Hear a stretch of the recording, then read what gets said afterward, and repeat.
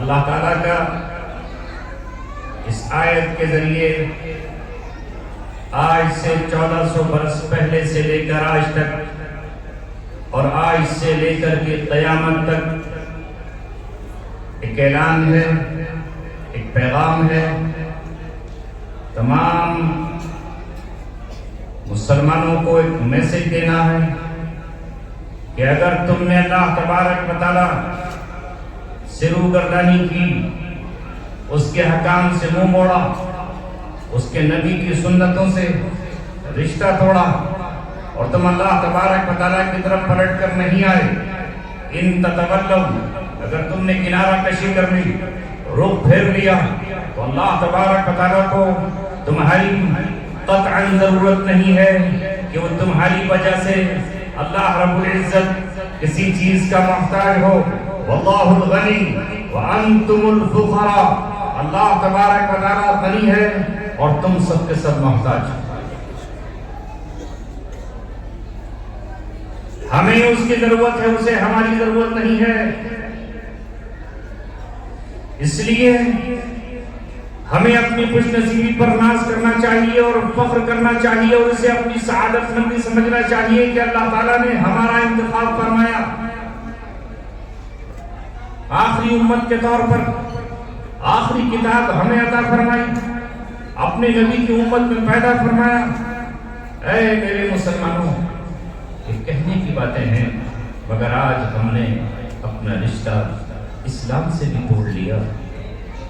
نام کا ایمان ہمارے پاس ہے، باقی کچھ نہیں چاہیے، اور اسی وجہ سے آج مصیبتیں ہمارے سروں پر مسلط ہیں۔ جو حالات ہم پر ہیں وہ کسی سے ڈھکے اور چھپے نہیں ہیں۔ کیا کہیں، کس سے کہیں، کس کو دل دکھائیں، کسے زخم دل دکھائیں؟ سامنے سے بظاہر وہ مسلمان ہے لیکن اس کے دل میں مسلمانوں ہی کی طرف سے بغض ہے، نفرت ہے، عداوت ہے۔ پیار ختم، محبت ختم، نیک جذبات ختم، خیر خواہی کا جذبہ ختم۔ ہم جیسے آدمی کا روزانہ جب ان جیسے لوگوں سے سامنا ہوتا ہے تو دل جل کر کباب ہو جاتا ہے اور اپنا ہی خون خوش کر کے ہم اپنے ہی کو ہلاک کر کے نظر جاتے ہیں۔ آج ایک شخص سے بات ہو رہی ہے، جلسے میں مسلمان ہے، کہہ رہا ہے مسلمانوں کے ساتھ یہ ہونا ہی چاہیے، ان پر ظالم مسلط بادشاہ ہونے ہی چاہیے۔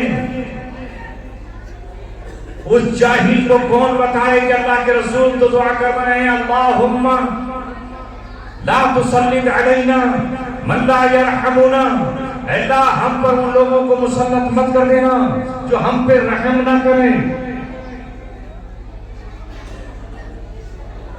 اور وہ کہہ رہا ہے کہ مسلط ہونے چاہیے۔ اب بتاؤ کہاں جاؤ گے آپ؟ بحث پر بحث کر رہا ہے۔ میں نے کہا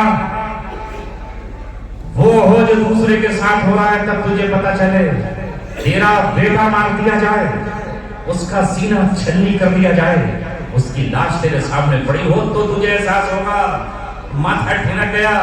میں نے کہا میں تجھ سے ڈرنے والا نہیں ہوں، تیرے دسترخوان پر نہیں ہوں، تو اس کا چچا ہوگا جس نے بلایا ہو۔ ہمیں حق بات کہنی ہے ظالم اور جابر بادشاہ کے سامنے۔ تیری تو اوقات کیا ہے، تیری حیثیت کیا ہے، تو کس کھیت کا ٹٹکولیا ہے، تو ہے کون؟ کہتا ہے لوگ حرام کھا رہے ہیں، اور میں نے تو جو حرام کر رہا ہے، تجھے احساس ہے؟ یہ ہے مسلمانوں کا حال۔ ہائے میرے بھائی، یہ کیا کہوں آپ سے؟ پھر میں نے اپنے آپ کو ملامت کی اور میں نے کہا کہ میں نے ہی قرآن کا حکم پورا نہیں کیا اور میں نے ہی قرآن کریم کی آیت کو فراموش کر دیا۔ اور پھر مجھے اچانک آیت یاد آئی تو میں نے کہا میرے رب نے صحیح کہا 1400 برس پہلے، وَإِذَا خَاطَبَهُمُ الْجَاهِلُونَ، قالوا السلاما، جب جاہل تم سے بات کرے تو اس سے بات کرنے کی ضرورت نہیں ہے، اسے سمجھانے کی ضرورت نہیں ہے، اس سے کہو سلام، تیرا راستہ الگ میرا راستہ الگ۔ پھر میں نے تقریر کے بعد یہ بات کہی وہاں پر، میں نے تمہارا دشمن آج کے دور میں سب سے بڑا دشمن، تمہارا سب سے خطرناک دشمن، سب سے خوفناک دشمن، سب سے دہشتناک اور وحشتناک دشمن جہالت ہے۔ اس لیے کہ جو جاہل ہوتا ہے وہ ابو جہل کی تھوڑی سی نسبت رکھتا ہے، ضدی ہوتا ہے، ہٹ دھرم ہوتا ہے، اس کی سمجھ میں بات نہیں آتی۔ اللہ کے رسول نے جہالت کے شر سے پناہ مانگی ہے۔ آخری بات کہہ رہا ہوں، علم کے چراغ روشن کرو، اپنے بچوں کو تعلیم دلاؤ، اپنے بچوں کو قرآن اور حکمت سکھاؤ۔ تم اگر ان پڑھ بھی ہو تو ان پڑھ ہونا گناہ نہیں ہے۔ میں لفظ جاہل کی بات کر رہا ہوں، جاہل وہ ہے جو قرآن کے مقابلے پہ اڑ جائے، جو سنت کے مقابلے پہ اڑ جائے۔ اس شخص کی داڑھی کٹی ہوئی تھی، میں نے کہا کہ دوسروں کو حرام کھاتے ہوئے تو دیکھ رہا ہے، تو بھی تو حرام کر رہا ہے۔ کہہ رہا کس نے کہا داڑھی کٹانا جائز نہیں ہے؟ داڑھی کٹانا تو جائز ہے اور حرام کہاں ہے؟ اب کیا کرو گے آپ؟ اس نے حرام کو خود ہی حلال کر لیا، خود ہی امام حنیفہ بن گیا، خود ہی امام شافعی بن گیا۔ ہو کیا حال ہوا اس کا؟ ارے گناہ کرو تو کم سے کم گناہ تو جان لو۔ میں نے آج تک ایسا آدمی بہت کم دیکھے ہیں کہ جو داڑھی کٹا رہے ہیں اور یہ کہتے ہو کہ نہیں ہم تو صحیح کر رہے ہیں، کم سے کم وہ احساس کرتے ہیں کہ ہم سے گناہ ہو رہا ہے۔ شراب پینے والا شرابی بھی احساس کرتا ہے کہ میں گناہ کر رہا ہوں، زنا کار بھی احساس کرتا ہے کہ میں زنا کر رہا ہوں۔ اگر ایسے جاہل ہماری قوم میں موجود ہوں تو مولانا ابرار صاحب کیا اس کو سمجھ دیں گے اور کیا کریں گے؟ اللہ ہمیں جہالت کے شر سے ہماری حفاظت کرے۔ خیر، آگے کچھ کہنے کا موقع نہیں ہے۔ اب آپ کی سمجھ میں بات آئی؟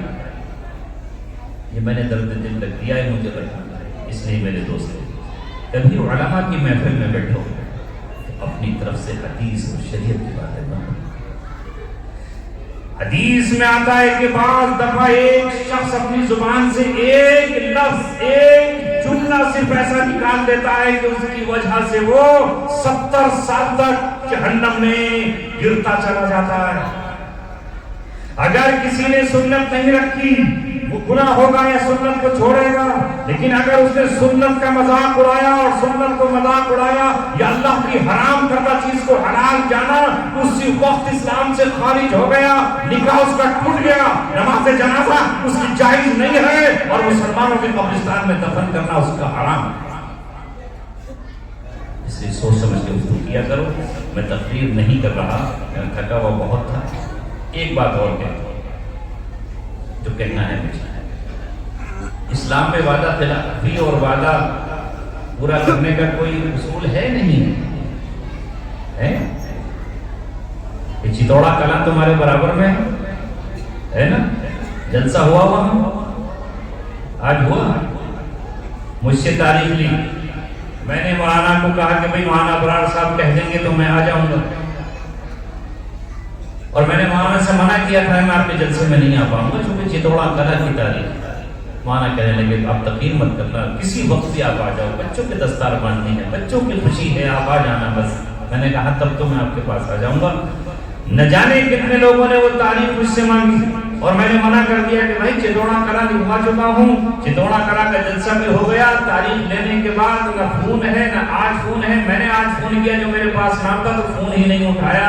یہ ہے حال ان کا، جو مدرسہ چلا رہے ہیں، جو جلسہ کر رہے ہیں، جو لوگوں کو بلا رہے ہیں، کہاں سے پھیلے گی ہدایت؟ مجھ سے کہہ دیتے بتانا، میں تو آگے نہیں آتا، مجھے کون سا کوئی ضد ہے یار۔